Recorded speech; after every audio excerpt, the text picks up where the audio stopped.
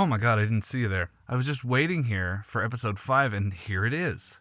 Today I'm talking to Nate Kimball, trombonist and composer and software engineer here in Las Vegas. We talk about his career as a musician and his switch to programming. We touch on parenting and social media, how coding compares to music composition, and even the future of humanity. We solve it. You'll actually hear Nate playing trombone in the theme music for this podcast. Little factoid. I feel like I have to state no buffalo were harmed in the making of this episode, despite many statements to the contrary. You'll see what I mean. Let's go to Nate's episode!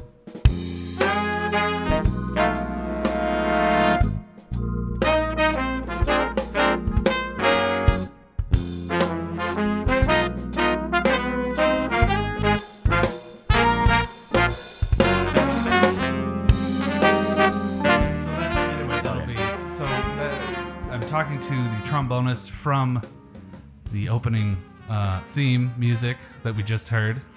This is Mr. Nate Kimball, trombonist. What would be the title? Programmer, software developer? Yeah, I guess software engineer. Software engineer. Okay. Could say. Yeah. We'll get to that, of course, but right. This is a musician turned programmer. And not just a musician, a very, very well-known Vegas musician, you know.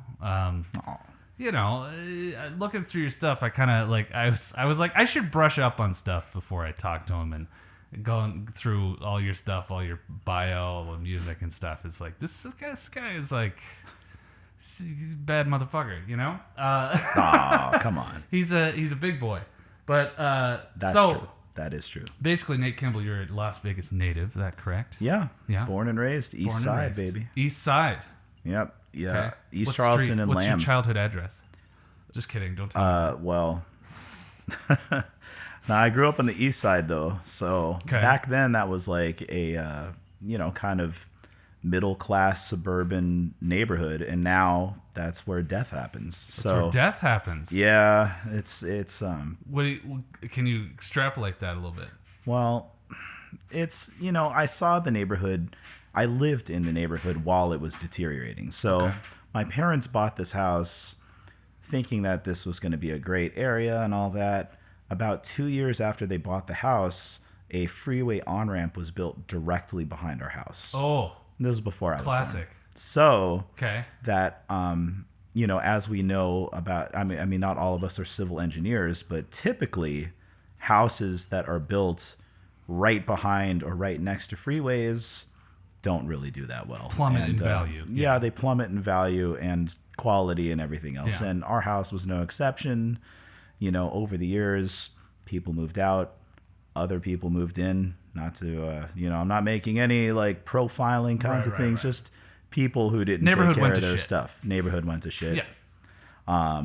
There'd be times in high school I'd be coming home from work. I used to work at like Blockbuster back in high school. Oh man, see, there we go. Yeah, people. Now we got some millennials on the show. That's good. That's right. Actually, I think pretty much everyone's been a millennial so far, but yeah. Yeah. So so Blockbuster was like a place that people went to. I can absolutely picture you in a Blockbuster outfit. The blue polo with the yellow collar. Yeah. Yep. That was me, baby. So, there was one time I was driving home and I couldn't get home because my street was blocked off by the SWAT. Oh. This is barricaded. And so I just wound up like parking my car there, and there were all these cops there. They said, well, you just have to wait here until, we're clear. I was like, and after some time passed, I'm like, well, what's going on? They say, well, we can't really talk about it. I was like, well, I've been standing here a while. Like, is there anything you can say? Here. It's like, well, and they kind of let the cat out of the bag. I guess like one of the guys was holding his kids hostage, in this house. This drug crazed dad was holding his kids hostage. Okay. And they just gave him the old chickawoo. Woo, right to the brains. Wow. And that's what then they were and doing then they already had at that point of him telling you that? Like we had they had to like, click this guy off, and then but there was a good ending to this, which is I did get to go home. So you know, because I was kind of getting sick of this. I was like, let's wrap it up, guys. Yeah. You're I got to go to bed. I have school in the morning. You know, just could you have done that a couple hours ago? You know, this is an excellent start to the episode. Very rude, I thought. Very rude. Yeah. Let me preface. Let me tell you what I know about you. Okay. As far as my do tell. As far as my me. Before, first of all, I knew all about you well before I met you, and when I met you, it was like, oh, cool. Oh no, come on. No, and that's exactly the reaction you gave me too. It was at the dispensary, which for our listeners is not a dispensary. The word dispensary, it's a lounge called a dispensary, which used to be an old school dispensary. Is that right? Yeah. Why is that called a dispensary? I don't know why it's called a dispensary, although it isn't a modern day dispensary as we know them, things did happen to dispense at the dispensary, which could arguably, you know, describe its title. So it just wasn't necessarily above board. I am painting an absolutely fantastic, wholesome view of the city that I live in, that we both live in. Lots of. Pretty sure anyone who's listening to this has either been there or knows. I don't know. I don't know or who not. Hey, to listen. I have no idea who listens to this. Come to Vegas. Come to the dispensary. They have a fantastic carpet. Yeah. It smells like smoke. So far we have drug dad murder dispensary. Drug dad murder dispensary and Buffalo killing. Yeah, I think. All right, we've covered some bases. We're good. Yeah, all right, let's wrap it up. Okay, so I heard about you before I met you, and not even just like, oh, there's this guy. It's like I taught at a middle school and we played. It was Round Daquana.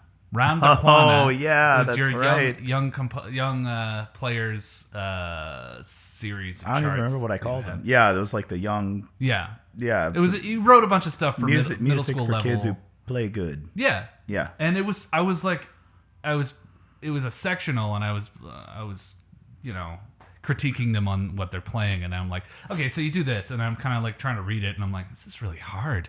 I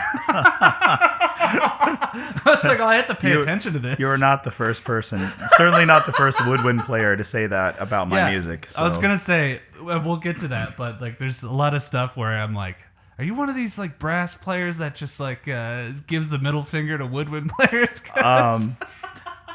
I mean, I would say no, but every woodwind player who's ever played my music, they can suck it up. Can suck it up. No, they say yes. Like, yeah.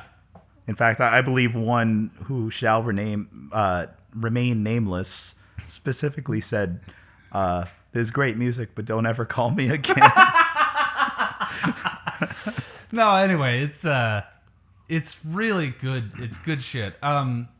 But anyway, no. So I knew about your music and stuff, and then I met you and you didn't disappoint. You did very, very personable person to get to know, and you know. Anyway, so from reading for your public information, this is what I know and I understand is that your dad was a professional bass player. Yeah. Okay. That's right. What did you said he played? I think he played with Frank Sinatra. Is that right? Yeah. Well, he came to Vegas as Louis Prima's bass player. So he was Louis's main bass player from '75 up until Louis passed away in '78, I believe it was. Okay. And he took. I can't remember the bass player's name. And any bass player listens to this is probably going to be screaming the name like it's fucking Jeopardy or something. But something D something or other. I don't know. But took his place kind of towards the end of this, and you know, he did also play with Frank Sinatra on a couple of his tours. He was basically like an A-list, you know, top call guy for a minute, and you know, he's born in New York. Did that whole thing. Mm-hmm. Went to a bunch of these prolific high schools that a lot of the New York guys will know about. Yeah. And then did the LA thing for a bit, and then, you know, made his way to Vegas after all that, and you know, planted roots. So. And is that like he found work, like he found livelihood here in the city? Exactly. He found livelihood, and obviously he and my mom met, and they settled down here because there was a lot of work to be had, and you know, just kind of kept on playing it right Yeah. up until he got sick, and then kind of bowed out of playing. That wasn't until 20 years after that. Right. So he got his ears in. Yeah, Yeah. sure. Was he playing in any specific shows? I mean, like, here's the thing that I know about this town is that everybody kind of plays on everything. Yeah. And that's kind of like Julian taught me that when he was my teacher in grad school. He was just like, you kind of put your eggs in every basket so Right. that we can all kind of cover each other, and we're all kind of in that way. There's all these different gigs that are happening, but you're all part of the same team that goes and plays them, kind of Right. thing, more or less. Like, I think that was the vibe then, and he, I know he did a show fairly long term in the way of shows. I think for about 4 years he did a show called Branded, which has long since been forgotten to history. I'm sure like some old timers are listening to this. They'll be like, oh yeah, I remember that. Branded, okay. Yeah, but I want to say that was late 70s to early 80s, and he was bass player and singer on it. Yeah. And then that burned out, and I think that was kind of the most like show type thing that he had. The rest of the things were a lot of lounge work and gigs here and there, flying out to places and doing stuff. Just a lot of that kind of stuff. I was pretty young, so I don't remember a whole lot of it. What is your kind of first memory of? And this is a generic. I don't want to ask like generic, That's fine. questions, but like, what is your first kind of memory of like I want to? Was he like, you should pick this up, or like I want to be like Dad and play music kind of thing, or was it? Well, okay, so we had this in that house I mentioned previously in the now hood. Yeah. We had a room that he converted into a studio, which it's too much to get into on a podcast. Sure, But sure. at the time, let's just say it was a studio. Okay. And he converted that way because he had bands that he used to put together and play gigs with. Yeah. But in that room, there was this very horrifically out of tune piano. I didn't know it at the time. I was like 3 or 4. Yeah. But he used to practice, hand and exercises. And I mean, he wasn't the world's greatest piano player or anything, but he used to kind of get around it. And he played Bach's first invention for me, in the 15-part, the 2-part inventions. And I was probably 4 or 5 or something, and I used to sit next to him and like watch him play this. And he would leave the room, and then I would kind of try and pick up where he did, and From figure this ear. out. Yeah, just from because I couldn't read music. I didn't know what the hell it was. So I would just kind of hear what he was playing and kind of play along with it. I say by ear. I clarified by ear because it wouldn't surprise me if you were reading music at that age. Oh, no, I had no idea what it was. I mean, I think he tried to teach me at one point, and I was like phased out after 2 seconds, which is probably, that explains why I'm such a shitty reader now. So, Or you were a regular child. as a regular child, Yeah. I'm like, where's the Micro Machines here? Yeah. Micro Machines. Yeah, there's no Ninja Turtles here. What There you what is go. this? Yeah, I know. This is all Millennial podcast. totally Okay. dating myself. But yeah, so that was me at the time. I didn't care about that, but I kind of noodled around on this thing. And I remember he and I used to play this game where I would play a note on the piano and he would tell me what note it was, because he didn't have perfect pitch, but he had excellent relative pitch. Okay. So he had that ability like to, hear a note on the piano and then tell me what it was. Which it's almost like I think about, and keep your train of thought, sorry, but like I think about relative pitch as just like the only thing stopping it from being perfect pitch is just you imagining like a key going down or this or you know what I mean? Like holding your instrument and going, okay, that's probably where that is. Here's the analogy I make, right? Yeah. So most of us are able to look at an object and say, hey, that's blue. Yeah. Right? Yeah. I feel like that's, in a way, what perfect pitch is. It's like you hear a pitch, you don't have to make any, there's no cognitive process. You just Right. like know that's an A flat. Right, You know right. that it's, a sharp B or whatever. But the relative pitch would be like if you looked at an object and you had to kind of make a mental comparison to a swatch and Yeah. say, wait a minute, well, what is that closer Right, to red or right. blue? Yeah. But I mean, some people can make that connection very rapidly. Right. So it's almost It's essentially exact perfect same. pitch, yeah. yeah. So there's really no difference once you get to that level of comprehension with it. Yeah. I don't think, but the perfect pitch just kind of gives you a leg up because you identify it, for what it is immediately. Yeah. So sorry. Go ahead. I was just going to say, like, I think a big part of that comes from ear training when you're younger. So my dad did a lot of that stuff with me, not like, not so much like I'm going to train you to have perfect pitch, right. but we just played these games together. And I think playing those at a young age helped make that connection, so I'm trying to do that with my daughter and son now. Just, like I play for some, like if we're singing a song, I'll be like, Emily, that's off pitch. Where is it? Is it here or is it here? And then, she'll actually adjust to it. Yeah. So, I mean, she's developing the ear, and I think it's so important at that age to do that. If you want them. Well, they're sponges. It's just it's super easy to just like mold them into this and then let them go. Those connections are made so quickly at that age. Yeah, so, it's crazy. Yeah. No, that's great. That's a really good point of just like it's not you don't have like it's not the pressure of like you have to be this is the result that we're going for. It's more just like let's give them this so that they can maybe have that advantage later on or something. Yeah, and they eat it up. I mean, as long as it's not something that's forced on them. Exactly, yeah. And that's the way my dad presented it to me, and that's the way I present it to my kids. It's like I'm not gonna like, strap you to the piano and like whip you with a ruler until you play Rachmaninoff, but at the same time, I'm going to expose you to this and let you decide if this is something you want to investigate more. Yeah. And sometimes, I mean, she's a kid, so it's like for 5 minutes she'll be into this, for 5 minutes she'll be into that. But hey, if she does like 5 minutes here and there of this for now, then she's picking it up. She's making progress on it. So, yeah, man. Yeah. Yeah, that's great. So cool. There you go. There's so like you have like a lineage kind of thing there. So, real quick, I'll just spray a bunch of information at our listeners here. Whoever they are, I don't have any listeners. Oh, come on. No, whatever. Maybe someday. But this is mostly for me. Anyway, I'll cut that out. Fuck. Leave it in. So I put like a paragraph of information and then I put let him talk. Let him talk.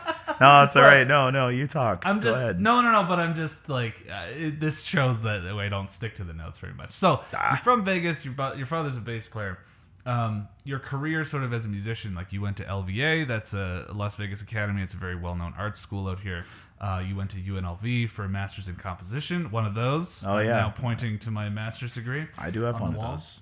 I have a funny story about mine. Okay. Real quick. And then, yes, that's perfect. Go. Okay, yeah, just a quick aside about my master's degree. And this is a true story. So I got my master's degree in the mail right around the time I was called to play the Holst Planets suite with the Philharmonic. And they called me to play euphonium for it. Las Vegas Philharmonic. Yeah, the Las Vegas Philharmonic. So it's kind of a very important euphonium part, especially in Mars. There's this melody, bum bum bum ba da da da da da dum bum ba dum bum. It's like a really well-known melody in the beginning of that piece. So my diploma comes in. It gets, I'm sorry to say, it gets buried among other papers in my office.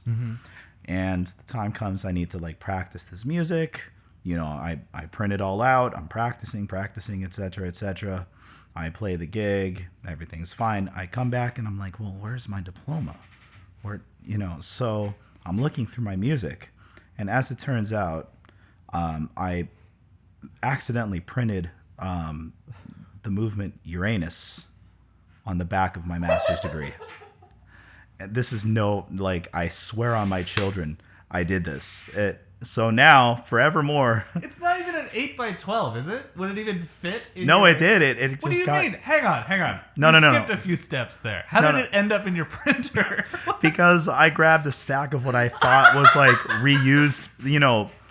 When you print stuff out, you get those the blank pages that don't have anything printed on them. I had a stack of that. Somehow, my degree wound up in that. So I put it back in my printer and Uranus. So now every time I look at my master's degree, I know what's behind it. Yeah, it's in a frame. But it's in a frame, and I know what's there, but it's, That is so funny. Yeah, it's That's awesome. So that's great. I left mine alone, but yeah.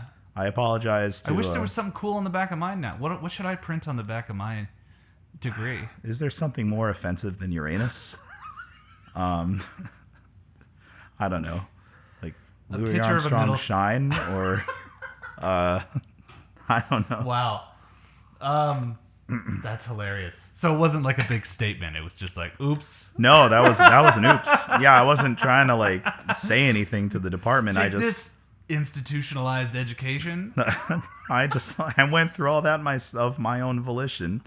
Why would I at the end of it like compromise the thing that which I tried to earn in the beginning? Yeah, so it's true. It just happened, and I'm gonna just real quick. Oh yeah. Just gonna angle it. Okay. Like that. Oh, there we go. Yeah, just so we get a little more. Yeah, it's the same distance. Face off face. There. All right. Oh, that's much better. Okay. Brought to you by Buffalo Trace, made of real buffalo. This episode is brought to you by the tears of buffaloes from the deep prairies of Las Vegas. All right. Cool. All right. We're back. And we're back. Seamless. I gotta get into that seamless ad transition. Oh yeah. For a podcast. Oh yeah. You definitely. Yeah. You got to get the reads down. Yeah. Yeah. I started listening to Mark Maron, and it's like he does that shit, and I'm just. Oh like, yeah. It's like because he's like he's the guy who basically not started, but he's the first guy to do all this shit. Right. And then you just hear him go, like he'll say like this heartfelt shit about like his kids or like this and then it's like, Squarespace. He'll rope it into Squarespace. I feel somehow. like they have to record those spots separately and then just interject them. Like there's no way he's just reading that and then it's not like in the middle of the conversation. Switch. Yeah. It's like I do the same thing where I record a thing at the beginning and a thing at the end. Right. To kind of like any information I needed to glue everything together. Right. But yeah, he'll just it's still good. It's like he's paying his bills and all that shit. I'm not gonna do that with this. It's not. How are you doing over there with your? I'll have a little. Buffalo I'll top tears. it off. Here you go. Let me just. We should record here. Wait. Okay. This is pouring buffalo tears. That was 10,287 buffalo. That just went into Michael's glass. Wow. I feel like the amount is getting bigger every time we talk about it. All right. Well, the buffalo are getting smaller. Yeah, because they're all extinct and they can't grow to full size. All right, whatever. I don't know what we're doing. Okay. Comedy podcast. Wait. Oh, what's that? Oh, it's a garbage truck outside. I was like, whose phone is that? That's a D sharp. Quite on set? Was it a D sharp garbage truck? Or I guess you'd call it an E flat. I mean, if you had to say that it was one or the other. If it's a garbage truck. Garbage truck, I feel, is a D sharp. Okay. Reasoning. Go. I think, because a D sharp is an ugly thing to have to read. Okay. And a garbage truck is an ugly thing to have to, It's got a smell. line through it, and then the thing telling you that it's a sharp also has a bunch of lines through it. It's a lot of lines. So it's like, it's a garbage. lot of shit to Someone tried to get rid of it, cross it out. Yeah, just garbage. I don't want to see a D sharp. Whereas a flat is like, it's like a molded full thing. It's a half a heart. Basically. Which is also has a line through it, kind of. Yeah, but that's a single line, though, as opposed to all this. It's like a clean break. Yeah. This is good shit. This is good. Let's keep good. that. That's gonna be the that's a gold nugget right there. That'll be the teaser. Yeah. You're welcome, Instagram. Please and don't also make that fuck the you, teaser. TikTok. True that. And all of Gen Z and everything you stand for. Anyway, you know what I realized? But also listen to Mike's podcast. Also, Squarespace. Yeah, right. I was talking to Meredith about this because we're trying to have kids, right? Oh, okay. And it's like I think about because she goes on TikTok and shit. I don't have TikTok. She sends me shit like through text or whatever, and I'm able to. I have to. I'm doing like a boomer thing where I click on the link and then it takes me to a browser that goes, "Are you sure you don't want to download TikTok?" Oh yeah, I know. I do that too. I know. And I'm looking at it, I'm like, and the whole thing is like, to me, this is what I've seen. There's probably other shit. It's a fun thing, whatever. Right. But it's a lot of just like recycling. It rewards sameness, it rewards consistency for sure. Well, it's like someone will put like there's like a really funny like a lot of comedians will have like really funny shit on there where there's this guy talking. He does like a sketch where it's a conversation. It's hilarious because he's a professional comedian. He does stand up. Right. But then like they'll take that clip, they'll take the audio from that clip, and then they'll do a whole other like it'll just be someone dubbing it over and like doing like different actions. And then that gets recycled, and then that gets recycled, and it's the same like meme culture, but in a way that's like, let's keep doing the same thing over and over and over and over again, and it's like, because it gets viewers. Yeah, I mean, once people stop watching it, they won't do that anymore. Yeah, I guess. But sadly, that's there's enough people out there who want to see the people copying the people that it's viable. Yeah. You know, and there's a certain amount where I would watch some of it because it's funny, but then I realize like, oh, that's funny because of the first thing. If you leave the sugar cube in the bathroom, the ants will keep coming. That's it. It's the same thing. Yeah, that's true. Yeah, this is the sugar cube. But then, oh my God, where are we as a culture with that? Whatever. And so the whole kids thing. Yeah, let's. The kids thing. Let's not go there. It's a different podcast. The reason I brought that up and tied it to that was that I'm realizing that the next generation of kids, like her niece, for instance, is like on, like she'll take videos where she like talks like a TikTok, or like whatever, or like a YouTuber, or whatever. I get it. It's the same thing, but and it's like we have to realize that that's the culture that they're going to grow up in, and that's just the culture. It doesn't mean that that's who they are, you know. Right. I don't know. I say the inverse of that, which is like I give a little bit of, as frustrated as I get with like boomers and the things that they think and say, I also think like how not all boomers, obviously, whatever, it's a generation, just the ones listening to this just podcast. The ones listening, fuck you. Exactly. It's like, keep that in. I have to remind myself that they have seen a massive amount of change in their lifetime. Like if they were teenagers in the 60s or 70s, holy shit, have they seen a lot of change. I mean, in culture, in media, in technology, in all of it. I'll say though, like if you were part of a generation of people that saw that much change in your life, you must be more open-minded to the change in the latter years, right? Because interesting, yeah. Like here we are. But then, what do our brains? We were just talking about how kids are sponges, right? Are old people the opposite of that? Are they're stones? You can't get through to them. I don't know. I'm not. I don't know. I mean, I'm not there yet. Yeah, I'm not there yet. I mean, I will say I have become more relaxed with certain. I'm not talking about us. We're great. No. There is nothing wrong with me as a person. I'm flawless. Yeah, basically. And I have no room to learn anything else because I know it all. But assuming for a moment that I did have some space to learn. No. Shit, where was I going with this?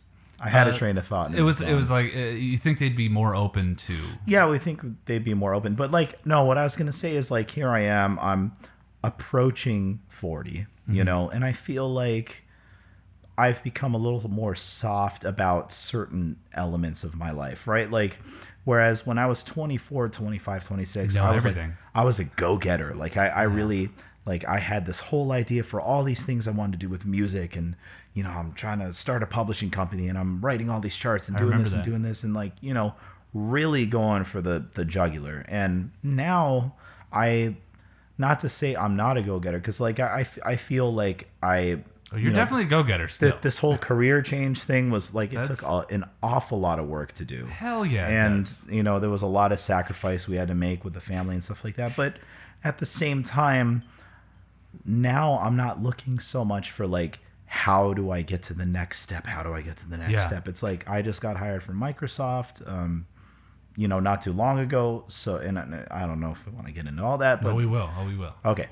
So, I mean, I got hired from Microsoft and I feel like, okay, well, that's something I could live with for quite a while. You know, I'm comfortable with that. If this is like how my career ends, whatever, cool, you know? So, I mean, I'm a little softer on those things, but at the same time, I don't know. I mean, I still always have in the back of my mind, what if I write some stuff? What if I get this band together? What if I do this thing? Sure, but isn't that... See, this is great. So, and before I say what I'm going to say, Nate, you went through basically like a lifetime of being a musician. And that's not to say you're not a musician now. You're, of course, a musician. I've heard you play recently, and you're very much a musician still. Thanks. But, like, you went and did this whole thing, and then you went to school for programming. You got a job at Scientific Game.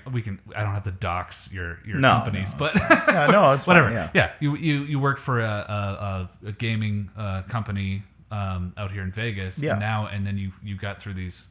What was it? 4 interviews for Microsoft, and so now you're doing programming for Microsoft. Big round of applause, of course. But like, of course, like you're saying, like you're softer on. Oh, that's that. I can live with that. But it's like, right. I think that the inverse of that. I think we view that as something like. Do we have to? Are you allowed to call yourself a musician if you work as a programmer for Microsoft? Right. Which I think is of course you are. Of course. That's a very loaded question because I hear that. I spent so many years telling my students, of course you can call yourself a musician if you do other things, and I still believe that. Feel that, right? Like, is there part of you that feels like, oh, but I should?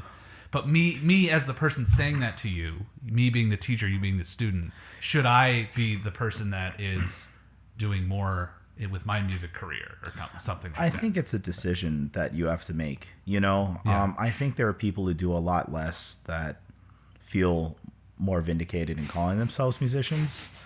And there are people who do a lot more that feel guilty about calling themselves musicians. So I think it really depends on the person. That's really well put. I like that. Yeah, and I think, thank you. But I think that's ultimately what it comes down to is how do you feel? And I don't think I'll ever not feel like a musician. I put in so many years and I put in so much effort.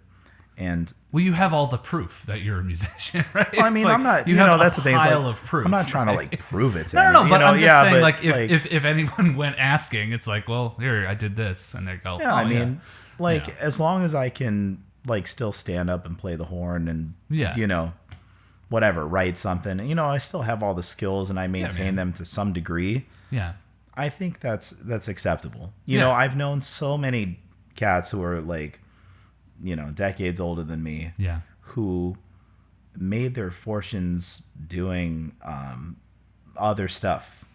Who are some of the most brilliant musicians I've ever known. Yeah. You know, one comes to mind if he's listening. Kurt Miller, trombone player extraordinaire, made his piece doing IT stuff, you know, kind of a different realm than what I do, but he's still similar. Yeah, he made his companies, he sold them off, and now he doesn't have to worry about it. Now he can just play gigs. But in addition to being so prolific as a CEO and in that tech realm, he's equally prolific as a trombonist. I mean, I learned. Nice guy too. He's a great guy. I mean, he's like one of my favorite people. Well, you know? and it goes to show it's like life goals, right? It's like your career doesn't have because we go through music school, and like all you're doing is learning how to play your instrument. All you're doing is learning music, and you get like some career stuff sometimes, whatever. But like your identity is wrapped up in what you're doing, and then if you're serious about it, music becomes your career. Right. I went and worked on a cruise ship. I was technically a professional musician. That's what right. I did.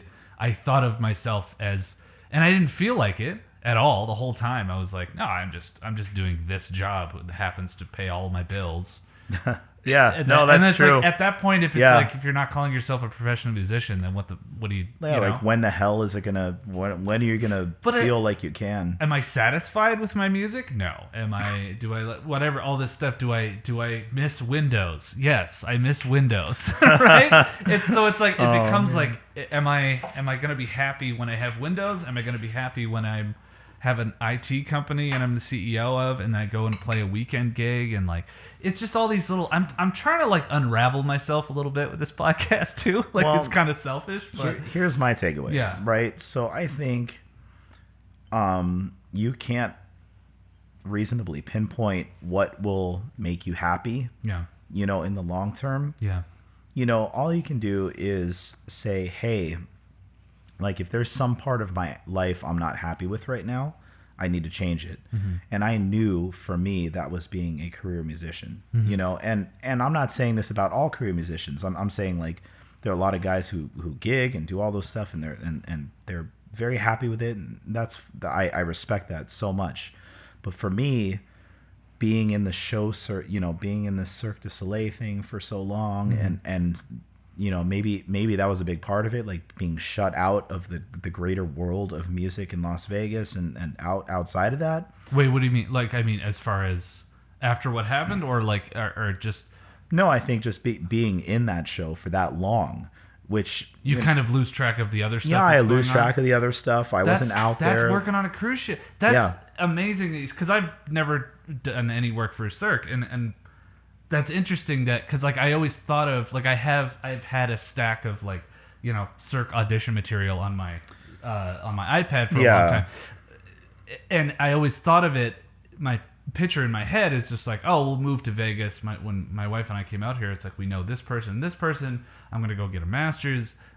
There's also this option of Cirque du Soleil work, which is kind of like working on a cruise ship, but except you get to keep your contacts, because that's like you lose all your contacts when you go out on a cruise ship. But that's interesting to hear that you felt like that. No, you're still kind of shuttered in, because you know, the gig is always during, you know, the gig times. Exactly. Yeah. So, you know, when I first started the thing, I got called for gigs for like a year or two, and I had to turn all of them down. And then you're the guy that... And then I'm the guy who can't do it. Yeah. So for, 10 years, I'm off the grid. Now finally, I'm kind of slowly working my way back in, but I'm also like, there's a political aspect, because I'm trying not to step on toes. It's not something I like absolutely need to do, you know, like I know there are guys who need to do this, so I'm not trying to step on their toes, like I'm just trying to, you know, hop in here and there and have some fun, hang out with the guys, and not have to like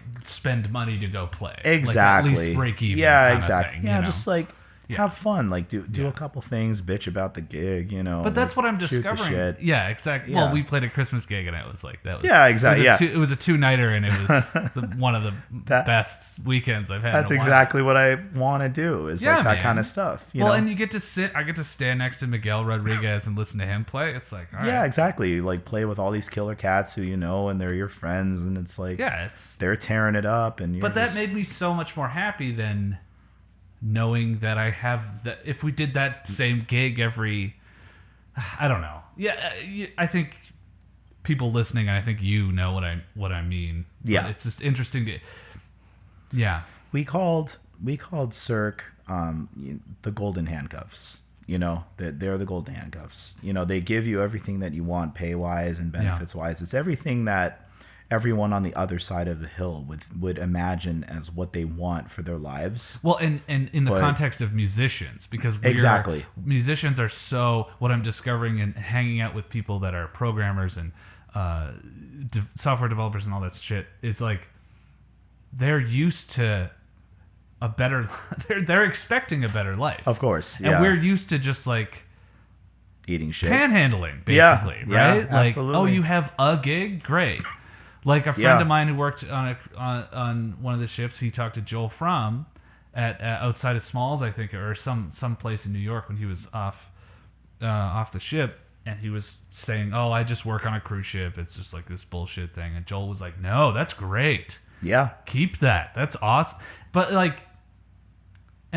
for context, Joel Fromm is one of the greatest saxophone players in the world, arguably. You know, he's up. Yeah, you can count him on one hand. Probably he's like the pinky, maybe. No, cut that out. Yeah, he's up there. He's great, but like he's going, like he can see the appreciation of that, and he's booking everything, right? So, but where was I going with that shit? Career decisions as far as music.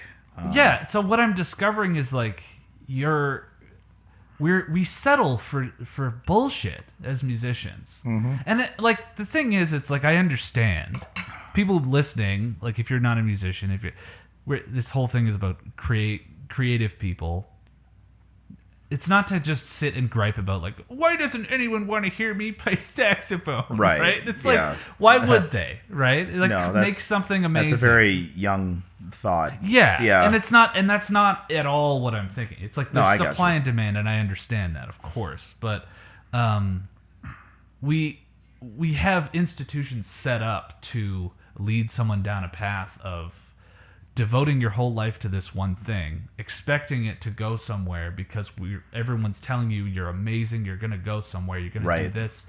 What's the end goal? Oh, I'm going to move to Vegas, I'm going to play with Donnie and Marie. I know lots of people who do that, and they're like, yeah, whatever. Yeah, exactly. So it's like when Mount Olympus is like, you get there and it's just a bunch of people just kind of like, I want to leave. Yeah, I mean, what?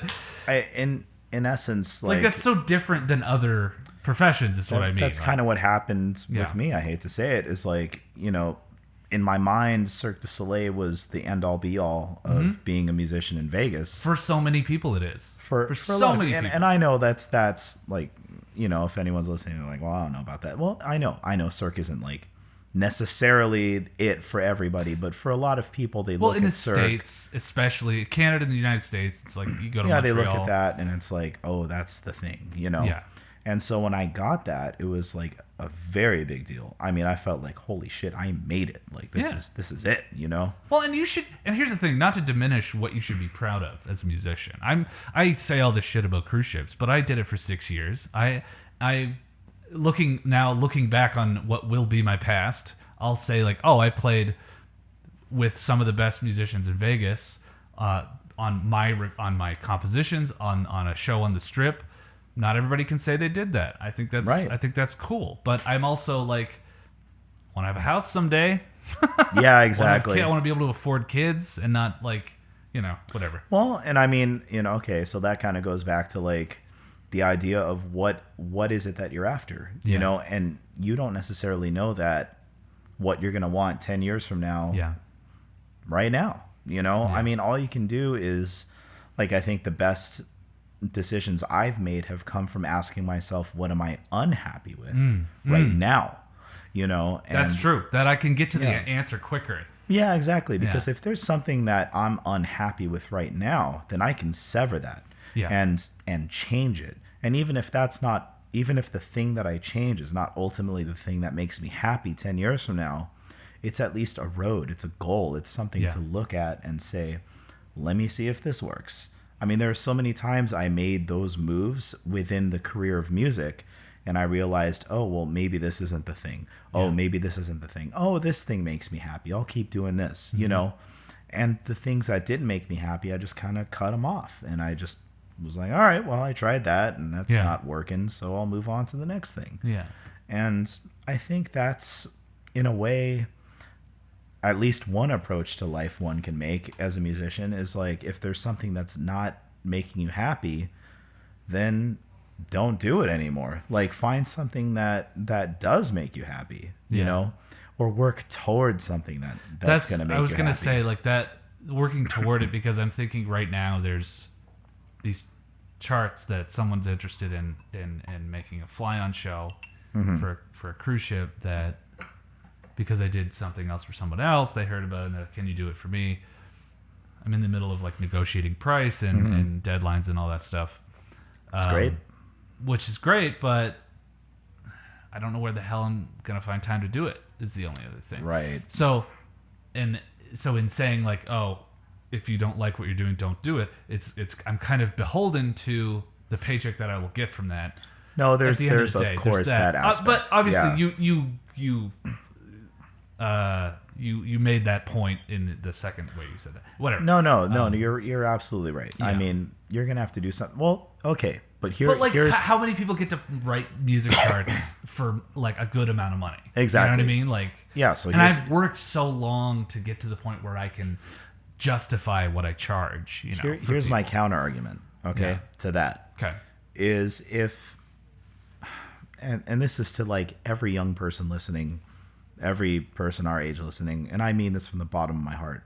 If you're given the choice between doing a writing job for a low amount of money, but like forcing yourself to enjoy it because you're writing, or working at Lowe's for like $15 an hour, you know, but kind of enjoying it, maybe like being around coworkers and being out there and like doing the people. stuff, Yeah.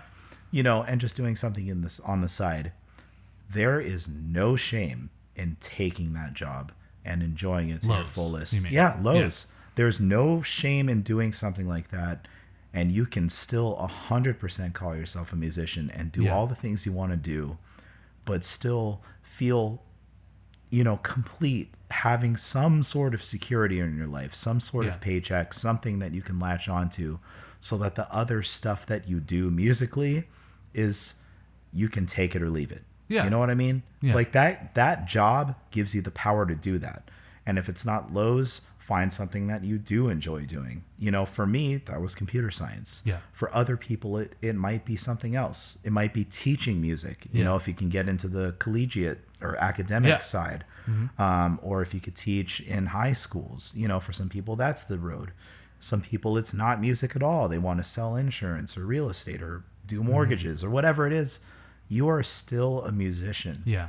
If you do that, all it does is give you the liberty and the freedom to do what you want to do. Which kind of makes you more of a musician because you're playing stuff you want to do. Yes. Making you more genuinely interested in what you're doing and creating, you're going to make better music if you're interested in it. Yeah, because you're not going to be stressed. Yeah. You're not going to be thinking, this is my livelihood. Yeah. If I don't write this, I'm fucked. Yeah. You know? Yeah. And you know, it's a different thing. You know, giving yourself the freedom to not have to write that thing is a big deal. You know? And look, and it's like I don't know what I was gonna say. Sorry, that was my soapbox. That's a great soapbox. It's what do we got for time? How are we doing on time? Oh, I don't know. Are you good? Yeah, I'm all right. I'm all right. Good? Yeah, I got here like, you know, an hour late. Do you have a cutoff? Do you have a hard out, as they say? I'd say, I don't know, like 3-ish. Okay. Ish. All right, so let me get something like that. I was gonna get into like specifics of like. There's so much to talk about just with that, man. I swear to God. But that's fine, yeah. But look, like we have you here. I am here. The people listening. Well, that's arguable. Oh, I mean, for context of that's what I was trying to sew everything together. So for context of what we were just talking about, Cirque du Soleil, you played on Zumanity. Tell us about what happened at Zumanity. Okay. And if that was the catalyst for the change that you made in your life, or were you already kind of turning the ship that way? Okay. No, that's a great question. So I started at Zumanity in May of 2009, and in 2019, I found out early in February, we got called into the upstairs office, and our quote-unquote artistic director told us that they're going to be making cuts to the band, which is, you know, the age-old story about, you know, musicians and shows. So he told us that there's going to be one horn position and basically, or one brass position, and the trumpet player and I... You have to learn clarinet. Yeah, right. No, it was kind of that thing. Yeah. Basically, they wrote it for the guy who used to play trombone in the show, like with him in mind. Yeah. You know, all the doubles that they wanted to have. Right. So basically they wanted the trumpet player and I to like Rochambeau for it.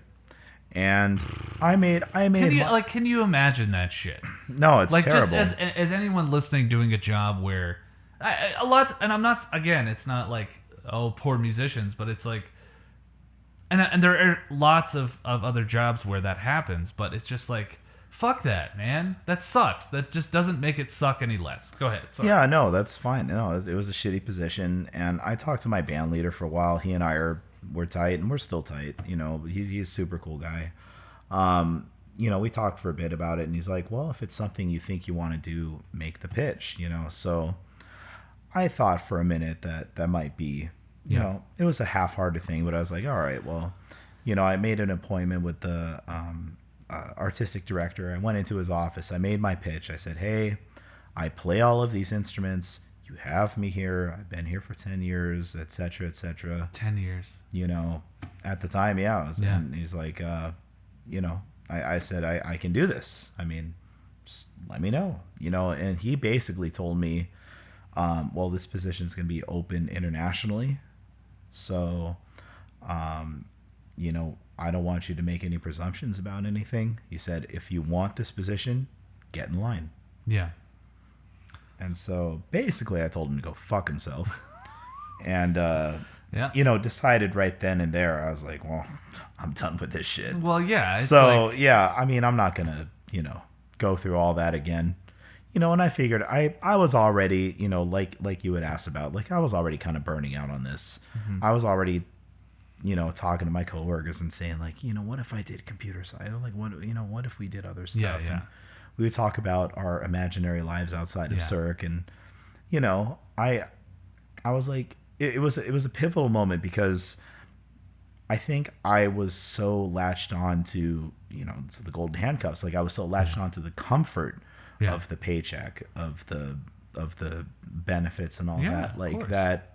You're taken care of. Why would you throw that away? Severing that was just the end of days for me. But like once I put myself in that mental space, like especially after that meeting, I was like, that's not that bad, and it actually wound up being really good because.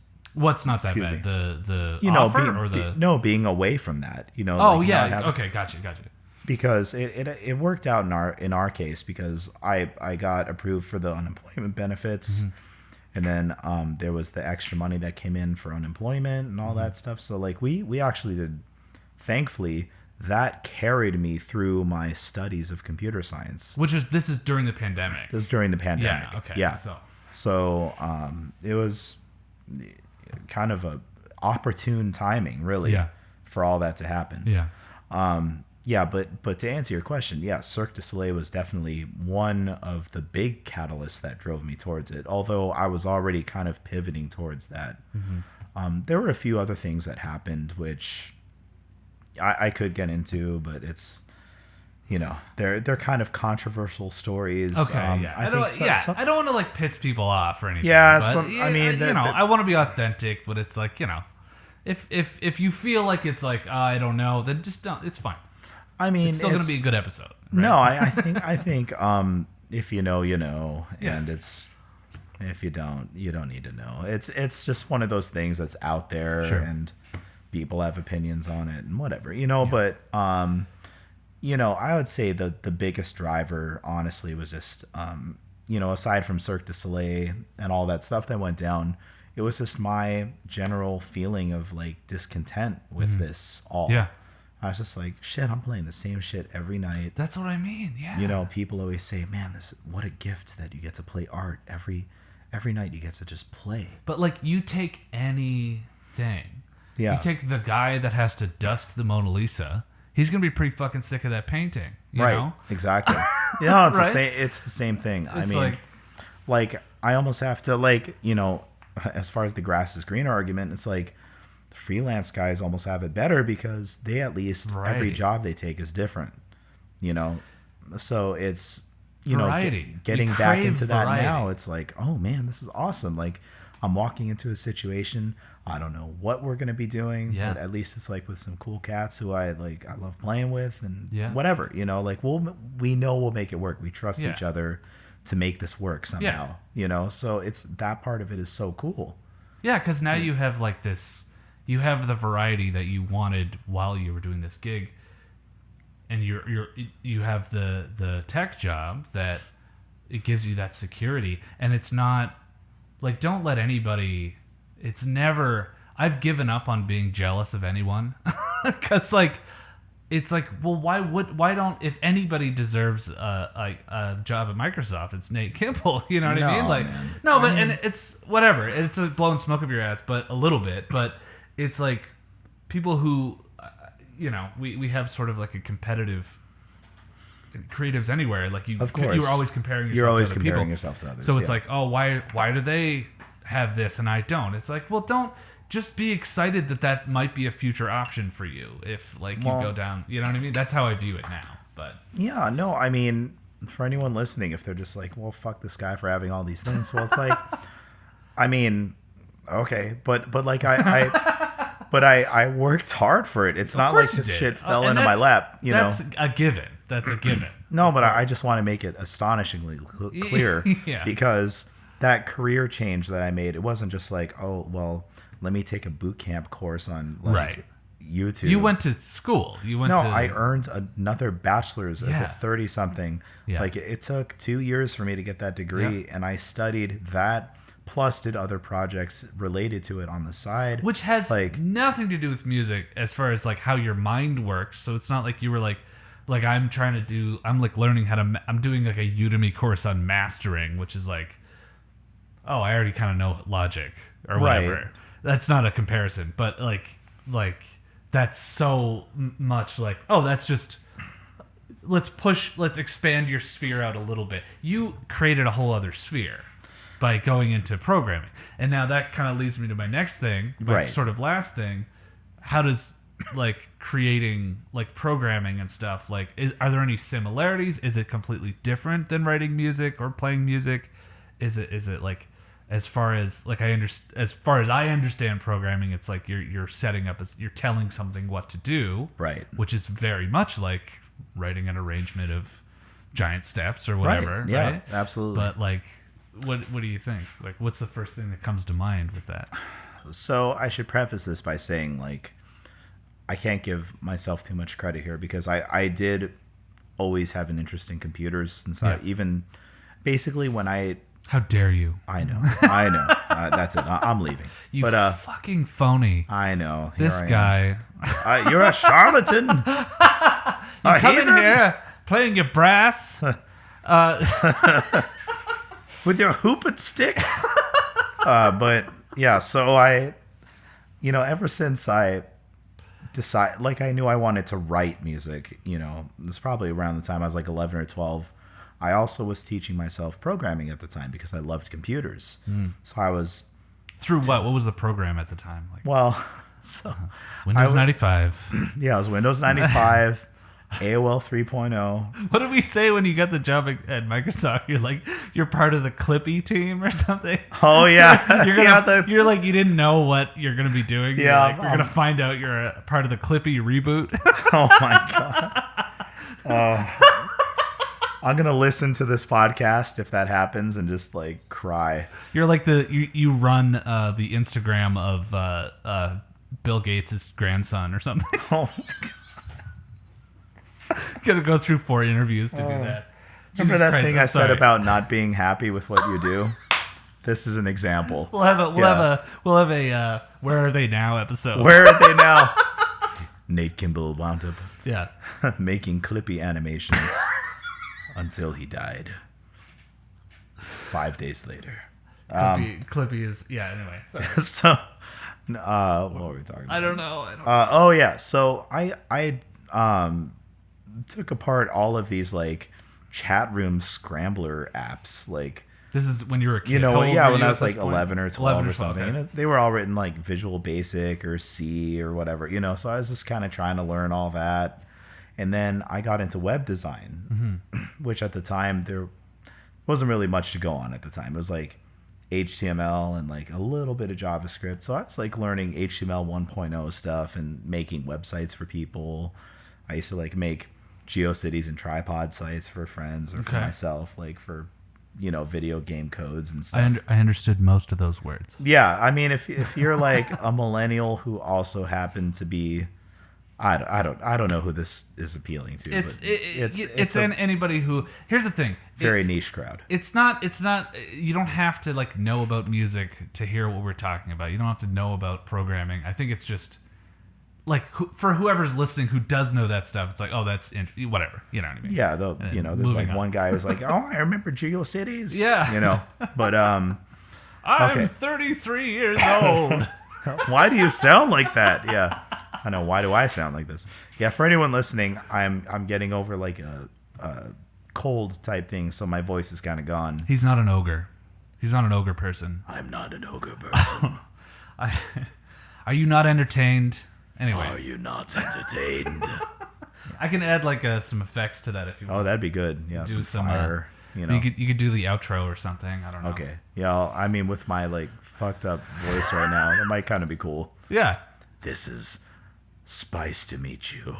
This is You could say we'll do it after. Okay. Yeah. Let's okay. Okay. So suffice it to say, all of this leads up to the fact that I do have some background in tech before this. In fact, it was my first major at UNLV. I was a computer engineering major. I didn't know that. Okay. Yeah, for the first year I was a computer engineering major. And then I switched to music for my sophomore year. So I do have some background in it, although I hadn't really touched it a whole lot since then. I mean, I did a couple things in between there. But, I finally decided to make that switch. But to answer your question about how it relates to composition, I would say it's very related.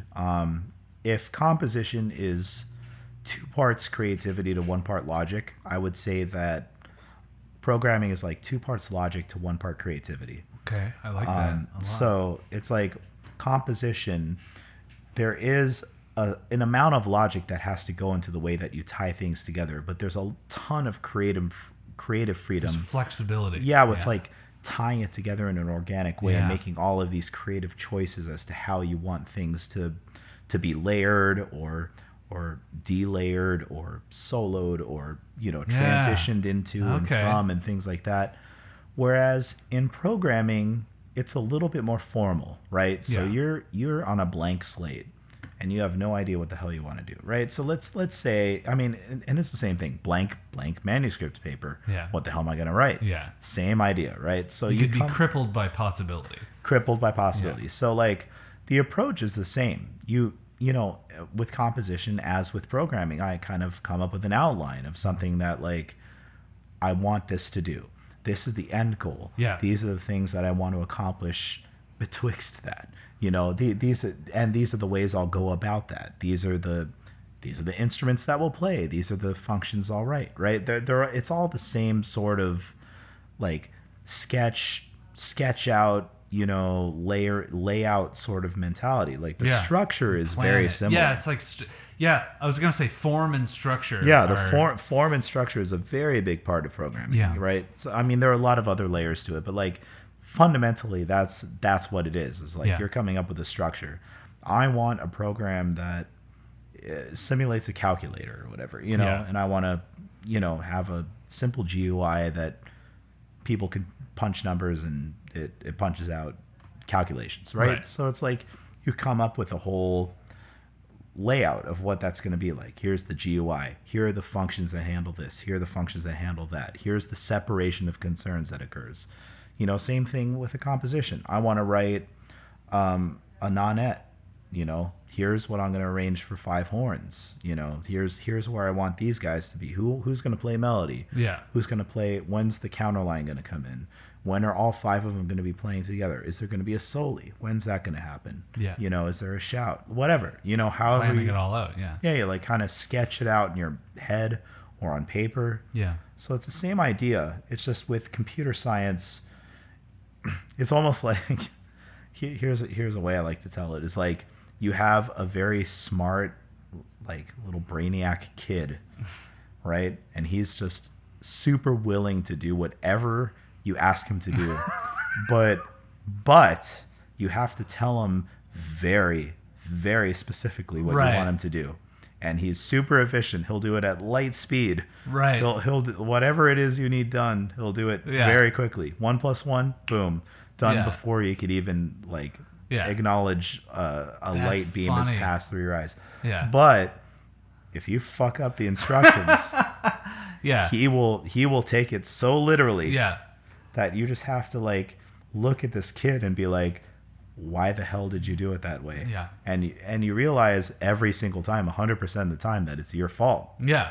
That you did it that way. You can't blame the kid. You want to blame the kid. Oh my God. But it's your fault. Now it's like, well, how does programming relate to parenting? That's a whole other podcast. It's the same way. Yeah. Yeah, it's the same thing. Yeah. That's cool. I like that. I mean, shit. Maybe I'm gonna credit myself with a great question, but that was a great great answer, man. Thank you. Yeah, that's the way I would look at it. It is creative though. Yeah. It is creative to a degree because you ultimately choose how you're going to go about reaching this conclusion. And there's no one way to do it. Yeah. Yeah, that's the thing is that you have all these, not only do you have like a choice of all these different directions you could go, but all this choice of a bunch of different ways to go the same direction. Right? Exactly. Yeah. It's like, exactly. Yeah. Like if you tasked 100 musicians with writing a 32 bar arrangement on, I don't know, what is this thing called, love or whatever, like you just told 100 arrangers, 100 composers to write their version of that. You're going to get 100 completely different things. Yeah. Same thing with programming. It's like you tell 100 programmers, hey, write a function that outputs the Fibonacci sequence or whatever, like I don't know, like something. I'm gonna look that up after.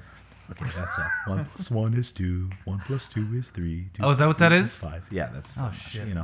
Golden Should I know that ratio. as an adult? No, that's all right. Now you don't have to. Y'all probably learned it in like 8th grade. Well, you don't have to use it unless you're a fucking programmer, and even then, it's like. What's chemistry? That's the one with the shapes, right? I don't know. Bubbles, gas.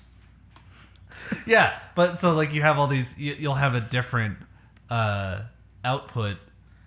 That's Yeah, I mean, 100 programmers will find 100 different ways to do it.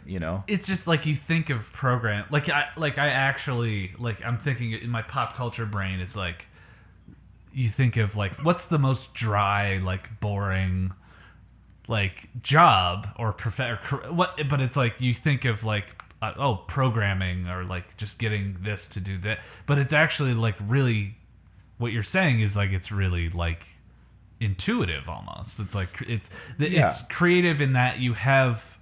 I guess I'm kind of trying to figure out what the definition of creativity is, because it's like it seems like something that it allows for choice.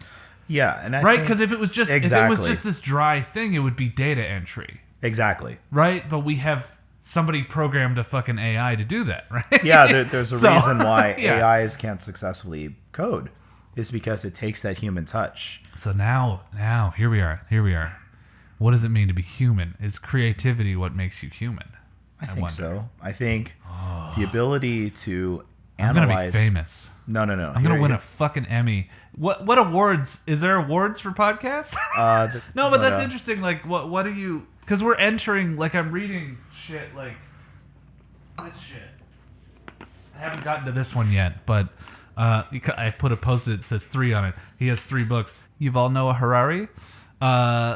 He has a series of books. It's basically like a philosopher kind of guy. And he's sort of, it's futurist, talking about all this shit of like how we're going to deal, what are the socio-political ramifications of AI and all the things that we're going to face going into the next century and all this stuff. And like the emergence of, like, we already have Meta. We have this. Right. We already have the metaverse and all this shit going forward. I did apply for that and didn't hear a response. You're too human. Too human. Too human to do it. Yep. Too creative. Can't cook the zuck. Wait, what? I can't. What? Don't worry about it. Move on. All right. Yeah. Next question. Next question. Go. No, it's interesting because that's something that we'll have to think about going forward into this like weird realm of like we're gonna have to live next to. We're already living next to AI. I have Alexa answering questions to the TV, of course, and me telling her to shut up, and then feeling bad about it. But she's a little. I know. Yeah, that's how I feel bad about it because I'm human. Anyway, I know. I tell my daughter to speak nicely to Alexa, and then I ask myself, "What the fuck am I doing?" Yeah, but. I would say... Be respectful to your AI overlords. Exactly. I would say what makes us human is the ability to reason. Yeah. I think it's whatever fault may come from that reasoning is the ability to reason from our unique perspective. there are a lot of us, right? And I mean, if you train a million AI, right, using standard training methods, you're probably going to get a million different AIs, you know? So that's an interesting aspect of that. Like that would kind of parallel humanity a little bit. In a way, but like because they're at least unique. They are unique, but they're not human. You know, they don't for themselves decide what choices they're going to make, right? Yeah. They make it through a process. They have. But so do we. Well, but we're not like forced into a situation where we're presented with like 100 sets of data, and then we TikTok. Well, okay. Social media. Well, maybe. So what does make us human? I don't know, man. Fleshy sacks. Fleshy, just biological matter. You look at you learn about all this amazing things, how like gas clouds become like congeal into, there's some kind of force that forces all this matter together that makes a chemical, and those chemicals force together and they can become this thing, and then they create stars, which create planets, which create humans, which create the fucking internet, which creates AI, which then is basically all of that kind of serves this as force that is what they call the universe trying to know itself. Right. So is like, we're sentient in a way that we make things that makes our lives easier, and then our lives are easier now. Okay, so we made that thing. Now we have time to go do that. I don't have to worry about food anymore. I got all this grain. I'm gonna make this, and then that makes that easier. Right. Keep going through all that. We make things that think for us. Is that the end of humanity? Is that because now we don't want to think further? Like, what's the point of us if we're just getting maybe an algorithm to tell us what to watch, or you know, AI to maybe become our fucking overlords? Is that the next step of like the universe trying to know itself? It's just not in a biological way like it has been to this point. I would say, boom. Yeah, I mean, absolutely. The moment that we decide we're not going to think for ourselves, we're going to let this thing think for us, we're done. That's it. But then, like, the argument against that is like, okay, so we have world hunger, but we have all these scientists that can program a thing that runs through these scenarios and spits out a thing that says, send this much food to here, send it from here to here, and blah, blah, blah. And then we go, oh, that's tempting. And then we keep going with that. It's going to be like the frog boiling thing. It's going to be like, we're going to end up in a situation where, oh, now none of us know what to do, you know? It's depending on, okay, so I think there's a line there, right? There's a line between leaning on technology to assist us in ways that we're incapable of. Okay. And technology encroaching on our ability to reason on a day-to-day basis. Right. And I think those two things are very distinct.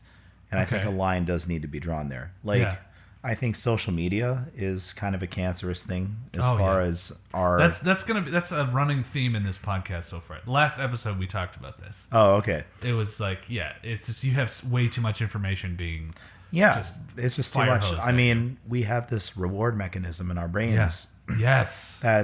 We haven't evolved enough. No, I mean, catch up with what we're dealing with. No, it's like something that fires in our brains. Like when I was a teenager, it was like when I saw a voicemail from my girlfriend on my answering machine, it was like, then that fired. You know, it was like twice a day or something. Yeah. You know, and now we're just like scrolling through TikTok and scrolling through Reddit and scrolling through whatever, just like having that reward mechanism firing in our brains incessantly. Well, and it creates a disparity when you're not doing that, which is what addiction is really. Yeah.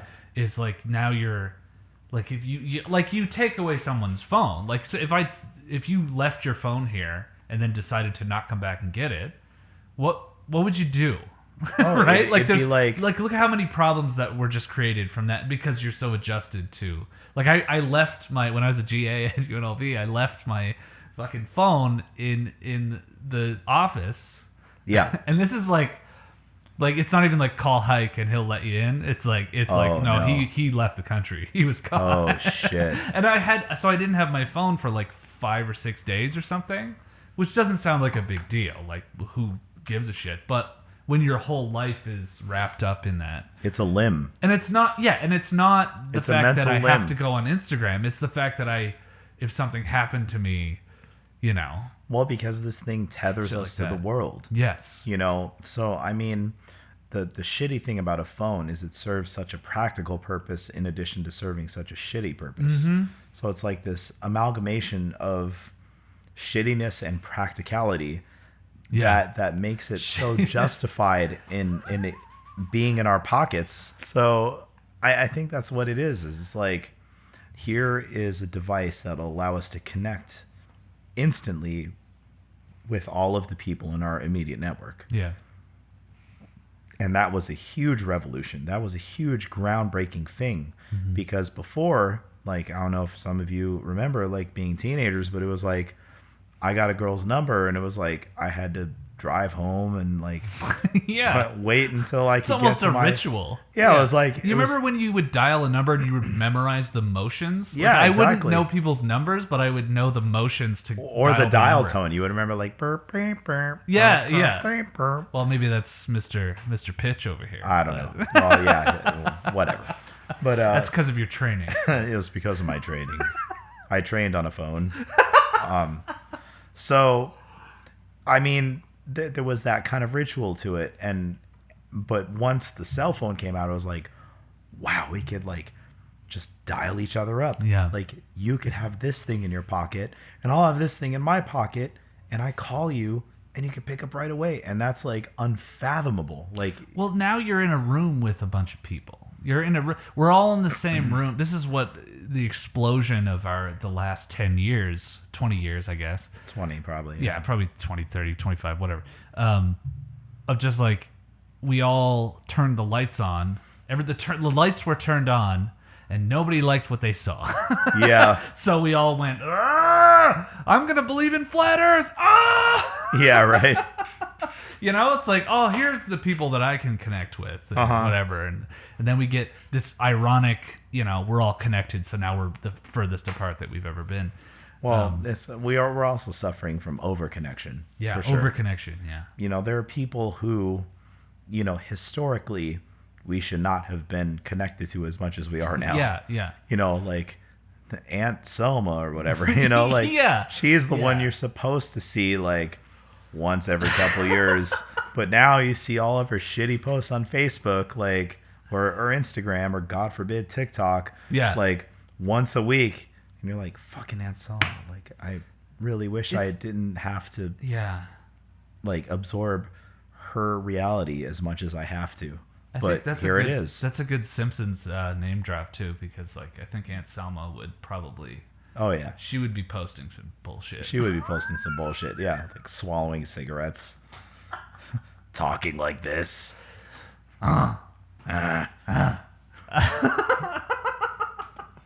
Thanks to the 3 people who.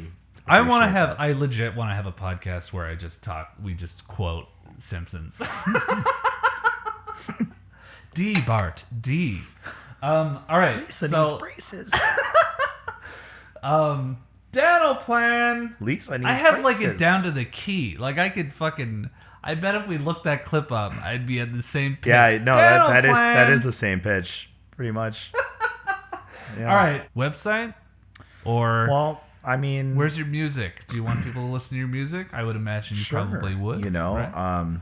So I'm on SoundCloud. If you go to, I will link all this too. I have that, and I'll link it in the show notes. But okay, cool. So what is it? Is it Milk something? Yeah, Milk Lab, which is just an anagram of Kimball. So. Oh my God, I was trying to figure that out. Yeah, MILKLAB. It's just an anagram of Kimball. I was like, of what I know of Nate, that's going to be something gross, but. Well, I purposefully made it a gross acronym, or a gross anagram. Yeah, so because I am me. I can't stop being who I am. Gotta be you, man. I gotta be me. So there's that, and then if any band directors happen to be listening, you go to natekmusic.com. Which I read as Natech. Natech Music. Yep. That's just, I can't not see it. I saw it that one way. No, Natech. that is actually how I say it, but Yeah. I say Nate K so that people know, like Natek, but Nate K, but it is Natech Music. Yeah. Natech Music. So, and there you have a bunch of a lot of charts for purchase. I have a bunch of charts. Lots for of sale. really good charts. And that's the other thing is like his SoundCloud has like a playlist of all of the music that you have for sale on your website. So yeah, and then the website has all the music, has my albums on there. Yeah. I think I still have some T-shirts left if you want to try and order that. Music that doesn't suck. Music that doesn't suck. There it is. I still stand by it.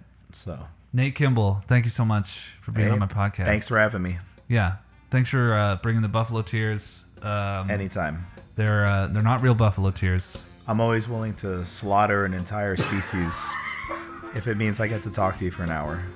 That's a lot. That's a lot of that I have to think about now.